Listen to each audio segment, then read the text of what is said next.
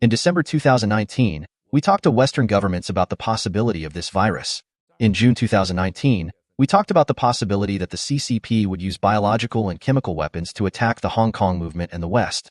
We have made such warnings repeatedly in May, June, July, and October 2019. Later, everyone discovered that in the Hong Kong movement, many tear gas weapons used by the so-called police and the so-called public security weapons contained a large number of chemical weapons, as well as the rape, murder, and brutality of the black police of the CCP.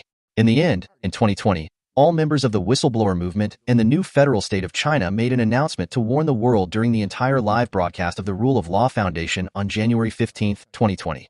The CCP's announcement that the Wuhan virus was not transmitted from person to person and the infection was controllable and preventable was false. And we've tried to convey this information to the relevant U.S. government departments that this was a biochemical weapon attack.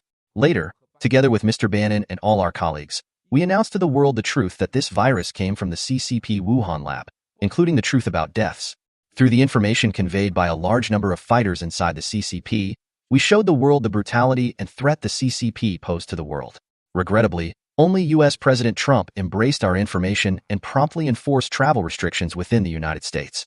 Despite the damage, it did not trigger a major catastrophe in the U.S. Many countries that believed in our information were the beneficiaries, and those that did not believe suffered huge losses of life, property, and national security. When we looked back for the past year's revelation by the new federal state of China, we have spread the truth through evidence in various media channels, while facing the suppression, demonization, and even politicization from the so-called traditional media and so-called technology giants in the West, and various interest groups in the economic and political circles that are colluded with the CCP, and even threatening our lives, to stop and prevent us from telling the Western world the truth about the biological weapons, the virus, created by the CCP and the harm to Hong Kong people's human rights. The new federal state of China and the whistleblower movement have always insisted on showing and telling the West the truth that we will establish peaceful relations between the Chinese people and the West, and tell the world that the CCP is not the same as the Chinese people. The CCP cannot represent the Chinese people, and the Chinese people are the biggest victims of all the CCP's actions.